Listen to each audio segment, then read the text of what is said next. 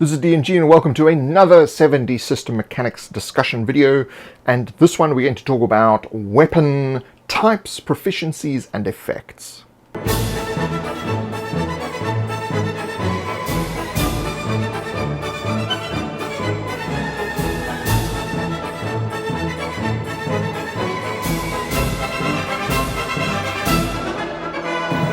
Thank you to the patrons on patreon.com/7DSystem who helped to make this channel a reality. If you like this video, hit the like button and of course subscribe and click the bell to receive notifications when new ones come out. So, weapons. Now, there are basically three types of weapons with a fourth that has nothing to do with damage. So those three basic types are weapons that slash when they do damage, weapons that pierce when they do damage, and weapons that bludgeon when they do damage. And the fourth one is ranged. A weapon that propels something towards you. Why bother with different types of weapons? Slashing, piercing, bludgeoning. Basically because it comes down to the type of armor that you're using to protect yourself.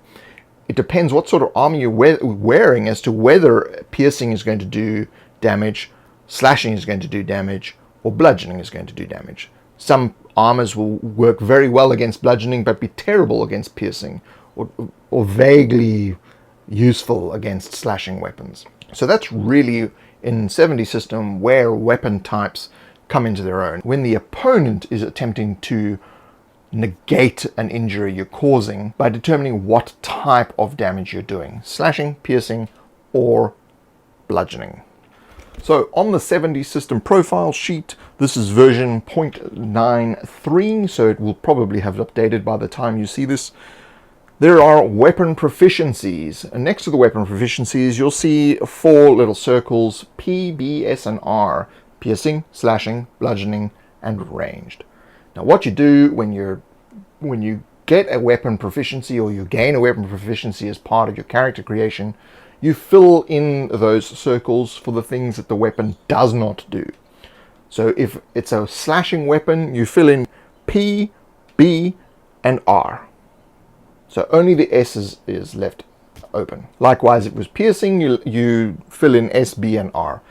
So you can quickly identify what type of weapon this is. Now, the weapon proficiency is how good you are with that weapon. So in a previous video, we talked about advantages, so how you're trying to get an advantage over your opponent. So once you've gained an advantage over your opponent, you then want to strike. That's when your weapon proficiency comes in, how well you can strike in order to do damage based on the situation that you find yourself in. So every time you successfully hit with a weapon, you earn experience in that weapon. And again, experience is on dice thresholds.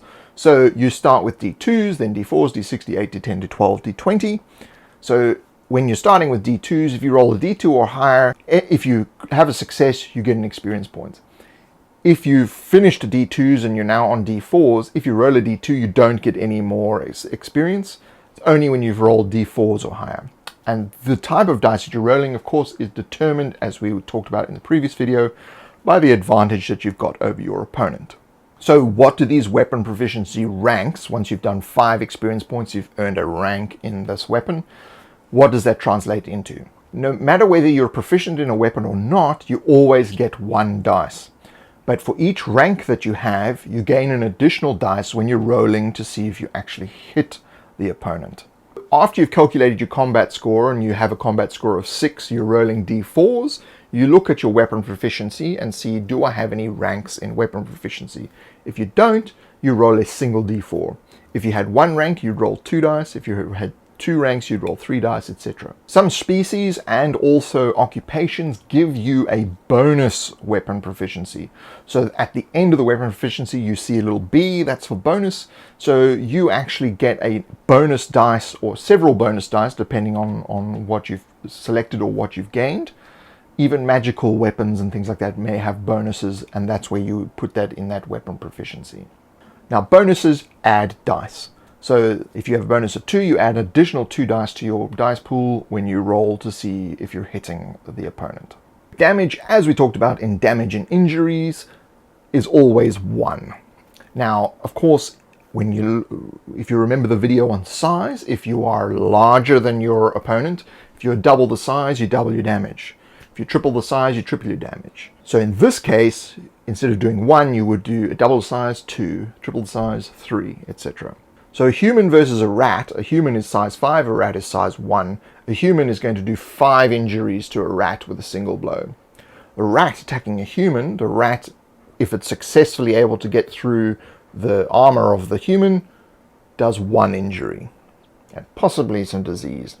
Now, if you think about it, you say, well, if all the weapons are doing 1 damage, why even bother having different weapons? Well, different weapons have different types of damage, as we talked about before, which is negated by armor, and they also have effects. So there are different effects that you can do with weapons. They can have 1 or 2 or even more than that in effects.